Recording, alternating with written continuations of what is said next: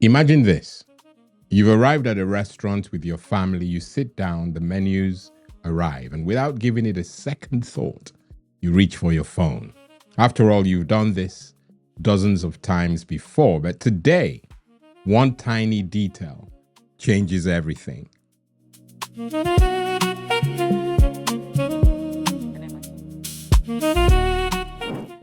Good day and welcome back to Family Cyber Tips Weekly. QR codes have become part of everyday life.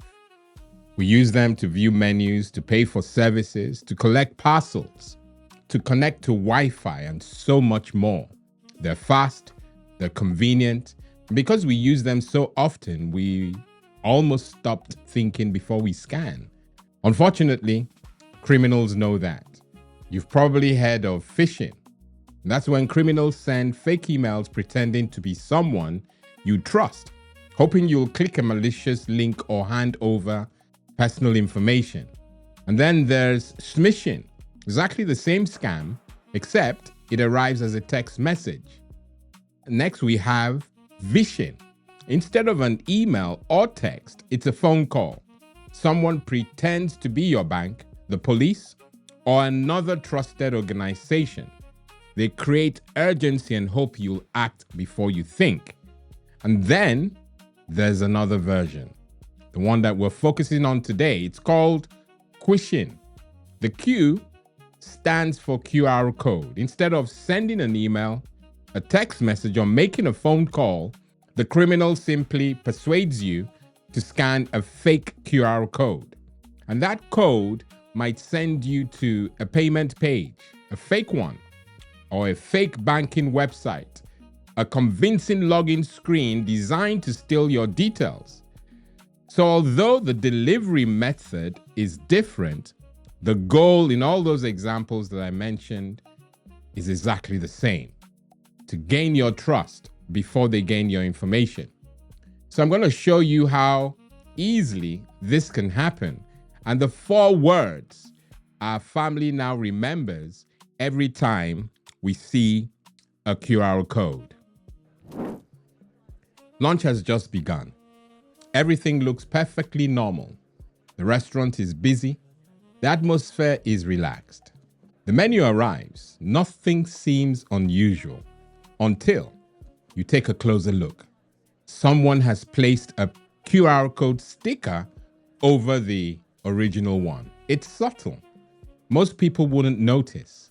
And that's exactly what makes these scams so effective. Naturally, the father picks up his phone because that's what we've all been conditioned to. He sees a QR code, he scans it. But before he does, his son notices something. The corner of the sticker is lifting slightly. It's only a tiny detail, but sometimes the smallest detail is the biggest warning. Now let's look out for the following PowerPoints. The first word is simple: stop. Don't let convenience rush your decision. A QR code isn't going anywhere. Take a moment before you scan. Sometimes those few seconds are all you need. Next, think. Ask yourself, does this look genuine? Has anything been stuck over the original one? Is there another way to confirm it's legitimate? Thinking for 5 seconds is far easier than recovering from a scam. Now we move to the third step. Check. Yes, check. Looking more carefully. The raised edge of the sticker confirms our suspicion. So rather than taking a chance, we decide to verify it. Remember, don't trust the QR code. Trust the organization behind it. We ask a member of staff, as you can see, within seconds, they provide the restaurant's genuine QR code. No awkwardness, no embarrassment. Just a simple conversation that protects everyone around the table. And that's all it took. Only now do we reach the final step. Then scan. We've stopped, we've thought, and we've checked.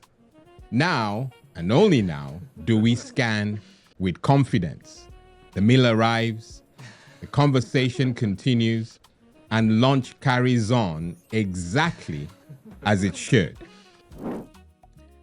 Today's story happened in a restaurant.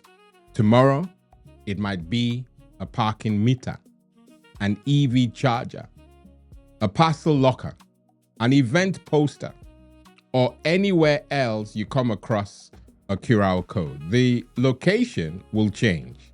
The habit shouldn't. Whenever you see a QR code, remember these 4 words: stop, think, check, then scan. Those few extra seconds could save you from giving away your money, your passwords, or your personal information. If you found today's episode helpful, please give it a like. Yes, a like. Subscribe to the YouTube channel and share it with someone you care about. The best way to fight scams isn't just with technology. It's by helping one another build better habits. I've been your host, Lawrence Edem. Until next week, Monday at 6 p.m., God bless and goodbye.